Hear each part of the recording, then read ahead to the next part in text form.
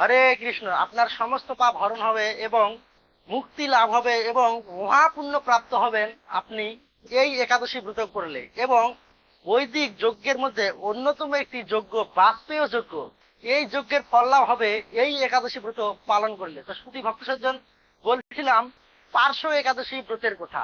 আজকের এই ভিডিওতে আমরা আলোচনা করব এই পার্শ্ব একাদশী কবে, পার্শ্ব একাদশী কবে, 3 আগস্ট নাকি 4 আগস্ট, এই একাদশী ব্রত কিভাবে পালন করবেন, কেন এই একাদশীর নাম পার্শ্ব একাদশী, পালনের সময়সূচি, পালন মন্ত্র ও সংকল্প মন্ত্র। তো শুধু ভক্ত সজ্জন, আপনারা ভিডিওটি মনোযোগ সহকারে শ্রবণ করুন এবং অন্যকে জানানোর জন্য অবশ্যই ভিডিওটি শেয়ার করুন। হরে কৃষ্ণ। তো সামনে 3 আগস্ট নাকি 4 আগস্ট কবে এই পার্শ্ব একাদশী? তো এবার আমাদের এই একাদশী একটু ব্যতিক্রম, কেননা 3 আগস্ট এবং 4 আগস্ট 2 দিনেই পড়েছে এই পার্শ্ব একাদশী। তো ভাদ্র মাসের শুক্লপক্ষের এই পার্শ্ব একাদশী 3 আগস্ট এবং 4 আগস্ট 2 দিনেই পড়েছে।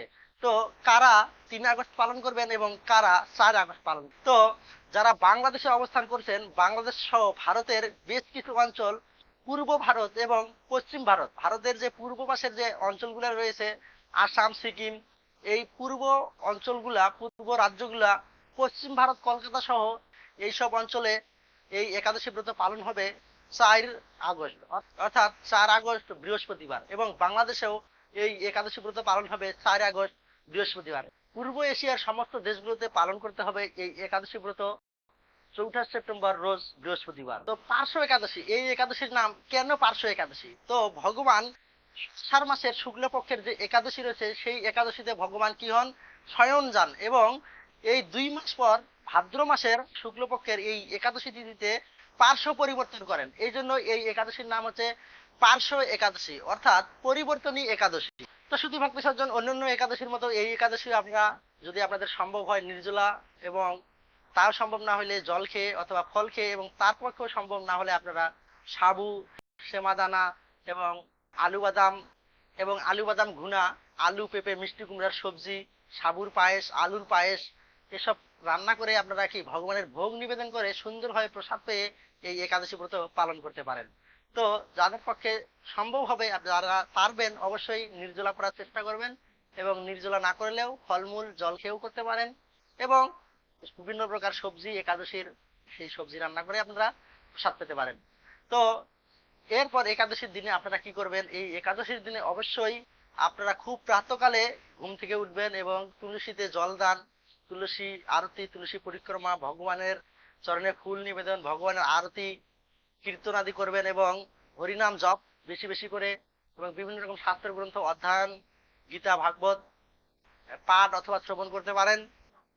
এবং একাদশীর দিনে অবশ্যই একাদশীর নির্দিষ্ট যে মাহাত্ম্য কথা রয়েছে, সেই মাহাত্ম্য কথা পাঠ করতে পারেন। এবং আমাদের চ্যানেলেও এই একাদশী সম্পর্কে, একাদশীর মাহাত্ম্য সম্পর্কে মাহাত্ম্য কথা আলোচনা করা হয়, সেইখানেও থেকে আপনারা কি শ্রবণ করতে পারেন। তো এই একাদশীর দিন অবশ্যই অবৈধ সঙ্গ বর্জন করতে হবে। যারা নেশা জাতীয় দ্রব্য গ্রহণ করে থাকেন, যেরকম চা, পান, অবশ্যই সেগুলি কি বর্জন করতে হবে এই একাদশীর দিনে। এবং যারা আমিষ আহার গ্রহণ করেন, অবশ্যই একাদশীর আগের দিন এবং একাদশীর পরের দিন পর্যন্ত আপনারা নিরামিষ গ্রহণ করবেন।